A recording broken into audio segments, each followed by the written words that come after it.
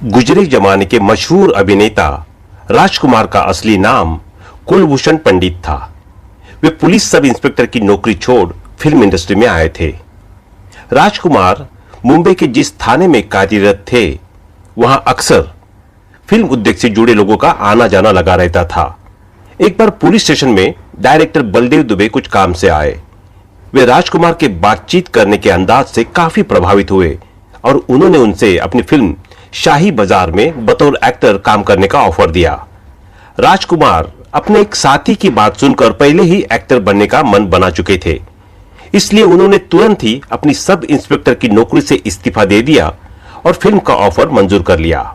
8 अक्टूबर 1926 को उनका जन्म बलूचिस्तान, पाकिस्तान के लोरलाई में कश्मीरी पंडित परिवार में हुआ था। 26 साल की उम्र में उनकी पहली फिल्म रंगीली 1952 में रिलीज हुई और उसके बाद मदर इंडिया, हमराज और हीर रांझा जैसी करीब 70 फिल्मों में अभिनय किया। राजकुमार की गिनती अपने समय के सुपरस्टार्स में की जाती है। उनकी एक्टिंग स्टाइल और डायलॉग डिलीवरी जितनी बेहतरीन होती थी, उतने ही इंटरेस्टिंग उनकी लाइफ के किस्से भी है। वे स्क्रीन पर ही नहीं, रियल लाइफ में भी बेबाकी के लिए जाने जाते थे।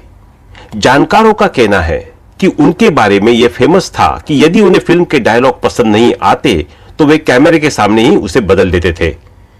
राजकुमार के खास दोस्त और उन्हें मरते दम तक जंगबाज और तिरंगा में डायरेक्ट कर चुके मेहुल कुमार ने एक इंटरव्यू में कहा था, राजकुमार साहब के बारे में लोगों में जितनी बातें आज तक बताई है, मेरे अनुसार वे सब केवल कहानियां ही हैं।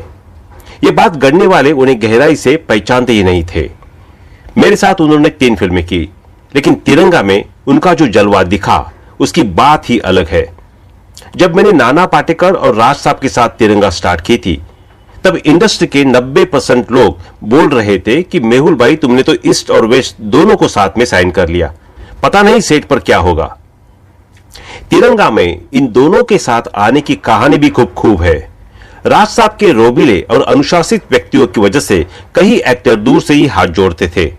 इंस्पेक्टर शिवाजीराव वागले के रोल के लिए जिसको कहानी सुनाता था, वही मना कर देता था। सबसे पहले नसीरुद्दीन शाह के पास गया। उन्होंने कहा, मेहुल भाई, आपके साथ मुझे कोई प्रॉब्लम नहीं है, लेकिन राज साहब के साथ तो काम करने से रहा।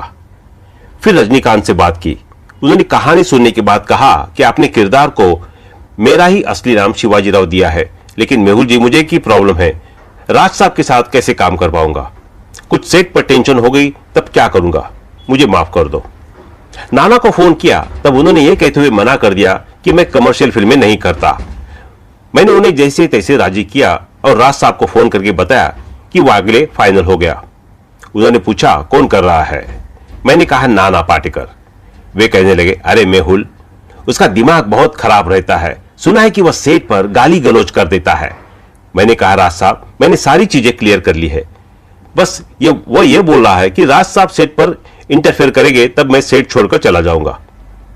राज साहब केवल एक शब्द बोले, मेहुल, गो हेड। इसके बाद 6 महीने में यह फिल्म कंप्लीट होकर रिलीज हुई और सुपरहिट हो गई। उनका एक किस्सा और बताता हूं। वो अपने ही नाम की स्पेलिंग में आर के बाद डबल ए लिखते थे। एक फिल्म रिलीज पर थी, पर उसके बैनर में राज साहब के नाम में डबल ए लगाना भूल गए।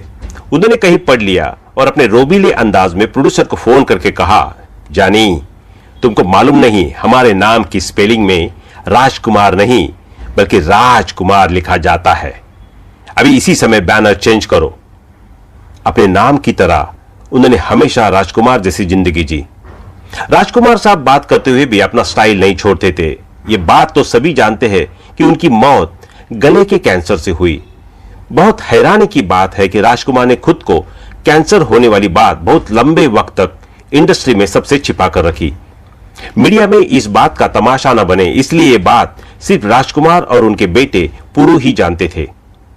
लेकिन जब दिलीप कुमार को इस बात का पता चला तो उन्होंने राजकुमार को सांत्वना देने की कोशिश की। दिलीप कुमार जब उनकी घर तबीयत पूछने के लिए घर गए, जैसे ही दिलीप कुमार ने राजकुमार की बीमारी पर अफसोस जताया, इस पर राजकुमार ने अपने चीर परिचित अंदाज में कहा, जानी, हम राजकुमार है, हमें सर्दी जुकाम जैसी मामूली बीमारी थोड़ी होगी, हमें कैंसर हुआ है, कैंसर। मौत के करीब राजकुमार का यह अंदाज दिलीप कुमार को गमगीन कर गया और वो उल्टे पैर घर लौट आए। मौत की दहलीज पर खड़े राजकुमार के चेहरे पर अंतिम समय तक भी वही रौब रहा जो उन्होंने पूरी जिंदगी रखा। जब भी बॉलीवुड में शानदार डायलॉग बोलने वाले स्टार का जिक्र होगा तो उसमें एक्टर राजकुमार का नाम सबसे ऊपर होगा। अपनी यूनिक डायलॉग बोलने के अंदाज के कारण उन्हें हमेशा याद किया जाएगा। राजकुमार को आज भी बॉलीवुड के सबसे बड़े सुपरस्टार में गिना जाता है। मरते दम तक की शूटिंग के दौरान जब राजकुमार के शरीर पर फूल माला चढ़ाई गई तो उन्होंने अपने चीर परिचित अंदाज में कहा था, जानी आज पहना लो हार, जब वाकई जाएंगे तो आपको पता भी नहीं चलेगा। और ऐसा हुआ भी। कैंसर से जूझ रहे राजकुमार एक दिन अचानक ही इस दुनिया को छोड़कर चले गए। कहा जाता है कि राजकुमार को असल जिंदगी में समझ पाना बहुत मुश्किल था। नाना पाटेकर ने एक इंटरव्यू में इस बात का खुलासा किया था कि तिरंगा फिल्म की शूटिंग के दौरान उन्होंने राजकुमार के साथ काफी समय बिताया था, जिससे उन्हें मालूम हुआ कि वे दिल के बहुत अच्छे थे, बस लोग उन्हें समझ नहीं पाए। तो दोस्तों अभी के लिए बस इतना ही। मिलते हैं अगले वीडियो में, तब तक आप अपना ध्यान रखिए। Bye bye.